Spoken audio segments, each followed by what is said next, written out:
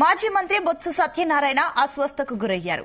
చీపురుపల్లిలో వెన్నుపోటు దినం కార్యక్రమంలో పాల్గొన్న మంత్రి మాట్లాడుతూనే ఒక్కసారిగా కుప్పకూలిపోయారు. వేదికపై ఉండగా వడదెబ్బతో సొమ్మసిల్లిపోయారు. వెంటనే ఆయనను సురక్షితంగా కార్యాలయానికి తరలించారు. అక్కడికే వైద్యులు వచ్చి పరీక్షలు నిర్వహించారు. ప్రస్తుతం ఆయన ఆరోగ్యం నిలకడగా ఉందని తెలిపారు.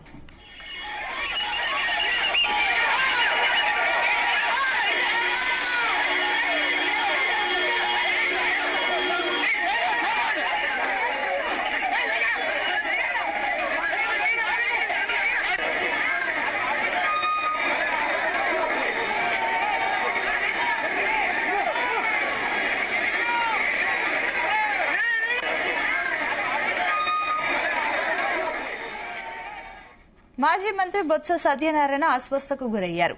చీపురుపల్లిలో వెన్నుపోటు దినం కార్యక్రమంలో పాల్గొన్న మంత్రి మాట్లాడుతూనే ఒక్కసారిగా కుప్పకూలిపోయారు.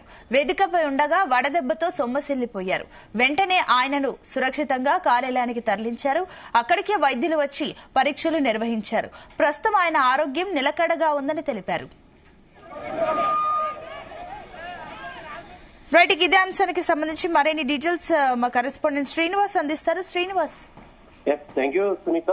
చీపురుపల్లిలో ఈ రోజు వెన్నుపోటు జనం కార్యక్రమంలో బొత్స సత్యనారాయణ మాజీ మంత్రి అలానే ప్రస్తుత ఎమ్మెల్సీగా కొనసాగుతున్నారు. ఆయన విజయనగరంలో వెన్నుపోటు దినోత్సవంలో ఆయన ర్యాలీగా కలెక్టరేట్ కి వినతి పత్రం ఇవ్వడానికి కూటమి నాయకులు విఫలం అయ్యారు అంటూ కూడా కూటమి ప్రభుత్వం ఇచ్చినటువంటి హామీలు ఏవి కూడా నెరవేర్చలేదు అంటూ దీనికోసం వెన్నుపోటు దినంగా వైసీపీ అయితే ఈ రోజు ఒక కార్యక్రమం చేపట్టడం జరిగింది. ఈ కార్యక్రమంపై ఆయన కలెక్టర్ ను కలిసేందుకు ర్యాలీగా వెళ్తున్నటువంటి సమయంలో ఆయన ఒత్తిడికి గురయ్యి తీవ్రమైనటువంటి అస్వస్థకు కూడా గురయ్యారు. కేవలం ఉష్ణోగ్రతల్లో మార్పులు రావడంతో ఆయన ఒకసారిగా వేడి తట్టుకోలేక వడగాల్పుకి తగిలి పడిపోయినట్టుగా అక్కడ ఉన్నటువంటి కార్యకర్తలు అయితే చెప్తున్నటువంటి పరిస్థితి. ఒక్కసారిగా ఏం జరిగిందో ఏమో తెలియదు అన్నట్టుగా ఒక్కసారిగా ఆయన కుప్పకూలడంతో అటు కార్యకర్తలతో పాటు అక్కడ ఉన్నటువంటి నాయకుల్లో కూడా గందరగోళం నెలకొంది. అయితే వెంటనే హుటాహుటిన పక్కనే ఉన్నటువంటి పార్టీ కార్యాలయానికి వెంటనే బొత్స సత్యనారాయణని పంపించడం జరిగింది. అక్కడే వైద్యులు రావడం జరిగింది. వైద్యులు వచ్చి ఇప్పుడు ఆయనకైతే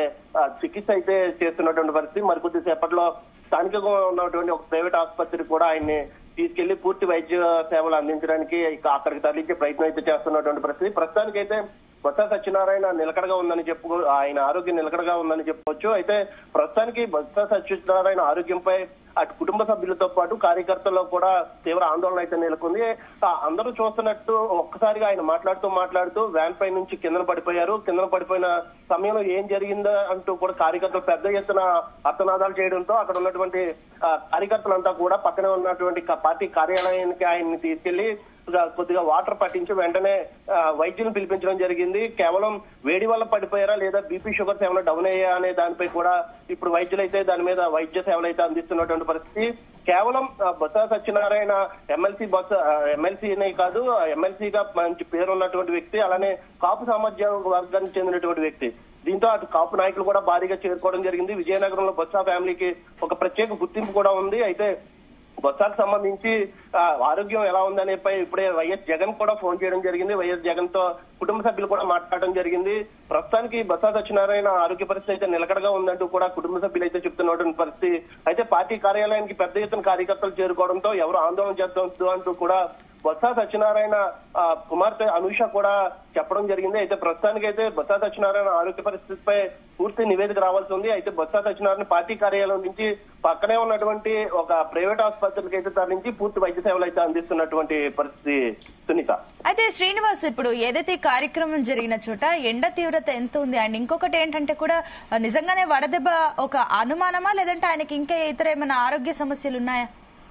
అయితే ప్రస్తుతానికి అయితే విజయనగరంలో దాదాపుగా 40 నుంచి 42 డిగ్రీల ఉష్ణోగ్రత అయితే నమోదవుతున్నటువంటి పరిస్థితి. అయితే ఒకసారిగా ఆయన ఎండలో ఉండడం వల్లే కేవలం కళ్ళు తిరిగి పడిపోయారంటూ అయితే ప్రస్తుతానికి ప్రత్యక్ష సాక్షులు అయితే చెప్తున్నటువంటి పరిస్థితి. అయితే షుగర్ లెవెల్స్ ఏమైనా డౌన్ అయ్యా లేకపోతే బీపీ ఏమైనా డౌన్ అయిందా అనే దానిపై కూడా ఇప్పుడు వైద్యులు అయితే దీనిపై పరీక్షలు అయితే నిర్వహిస్తున్నటువంటి పరిస్థితి. ఒక్కసారిగా కుప్పకూలడంతో అటు పక్కనే ఉన్నటువంటి కార్యకర్తలు ఆయన పట్టుకుని వెంటనే ఎత్తుకుని తీసుకుని వెళ్లి పక్కనే ఉన్నటువంటి పార్టీ కార్యాలయంలో అయితే కూర్చోబెట్టడం జరిగింది. ఇది కేవలం వడదెబ్బ తగిలి సొమ్మసిల్లి పడిపోయారా, లేకపోతే షుగర్ లెవెల్స్ ఏమన్నా ఉన్నాయా, ఆయన ఆరోగ్యం పూర్తిగా ఎలా ఉంది అనే దానిపై కూడా నివేదిక అయితే రావాల్సి ఉన్నటువంటి పరిస్థితి. ప్రస్తుతానికి అయితే వైద్యులు పార్టీ కార్యాలయానికి అయితే చేరుకుని ఆయనకి శస్త్రచికిత్స అయితే నిర్వహించినటువంటి పరిస్థితి. రానున్న ఇప్పటికైతే ప్రస్తుతానికైతే ఆయన్ని ప్రైవేట్ ఆసుపత్రులు కూడా తరలిస్తున్నటువంటి పరిస్థితి. అయితే ఇప్పటికే పార్టీ కార్యాలయానికి పెద్ద ఎత్తున కార్యకర్తలందరూ కూడా అక్కడికి చేరుకున్నారు. బొత్స దర్శనానికి ఏం జరిగిందంటూ కూడా అక్కడ అయితే పెద్ద ఎత్తున ఆర్తనాదాలు అయితే వినిపిస్తున్నటువంటి పరిస్థితి. ఎందుకంటే బొత్స దర్శనానికి మొదటి నుంచి విజయనగరంలో మంచి పట్టు ఉన్నటువంటి ఫ్యామిలీ. అక్కడ వీళ్ళ ఫ్యామిలీలో ఇప్పటికే 4 ఎమ్మెల్యేలుగా ఒక ఎంపీగా కూడా కొనసాగుతున్నటువంటి పరిస్థితి. వైసీపీ ప్రభుత్వంలో 4 ఎమ్మెల్యేలు ఒక ఎంపీ ఉన్నటువంటి కుటుంబంలో ఇలాంటి ప్రమాదం జరగడంతో అటు కార్యకర్తలతో పాటు నాయకుల్లో కూడా కాస్త గందరగోళంగా నెలకొన్నటువంటి పరిస్థితి.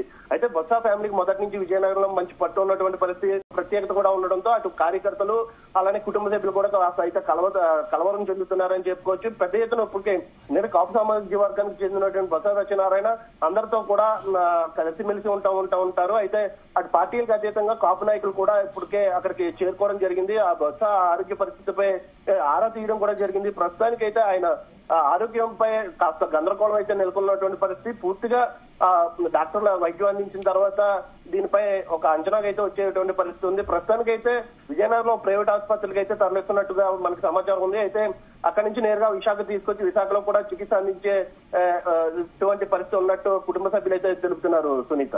రైట్ శ్రీనివాస్.